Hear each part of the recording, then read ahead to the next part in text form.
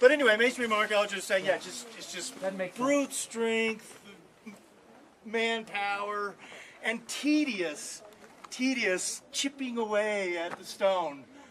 You would think it would take them, whatever, weeks just to do one little stone, like one big stone, I should say.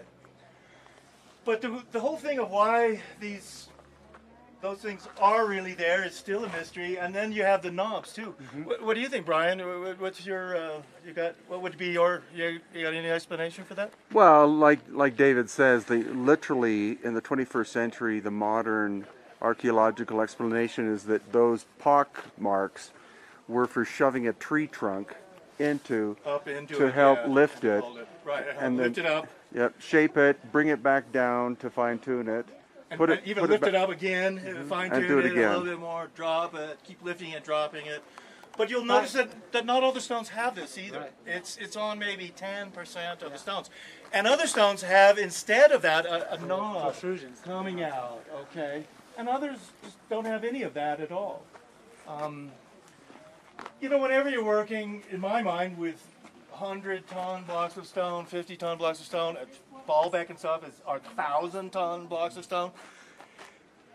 Again, the mainstream's always like, well, it's just brute force and manpower, and you just get so many thousand people hauling a rock, you're going to move it.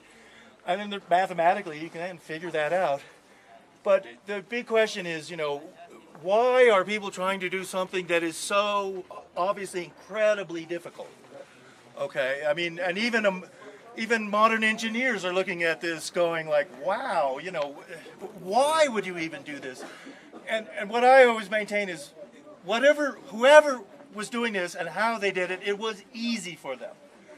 Okay, it wasn't some very difficult thing to do, but something they could quite easily do. And that means, and let's forget about quarrying and cutting the stones, but just lifting them and moving them. And in my mind, that really takes some kind of levitation, anti-gravity, turning the stones weightless somehow, which could be with sound.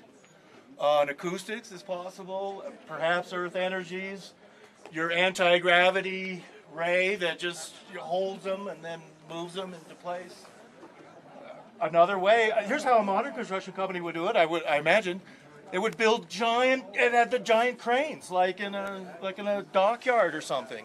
And those cranes would lift the stones up, drop them down. But how do you retrieve your cable that you were holding the stone? Well, yeah, no, I mean, I don't think it was done that way. No, I mean, it's in my mind, it's some form of levitation, anti-gravity, of making these stones weightless. And rather than it being done by so many thousands of people huffing and puffing and pulling, just a few people could have done this, in theory. I mean, you know, but of course modern archaeologists, I mean, they just can't perceive that or fathom that anybody could have ever done that. So, I mean, it does remain a mystery, but the mainstream archaeologists will, I mean, they're like, well, it's, you know, they wanted to do it and they made a big effort and they did it. So let me throw out another question. You can see here in particular how the seams are even a foot or more deep in, whereas the ashlars and the other megalithic construction, even in Cusco and some of the other sites, this goes in a tiny bit. Just a little bit. And I've only seen a few places around the world where it looks a little bit more like this.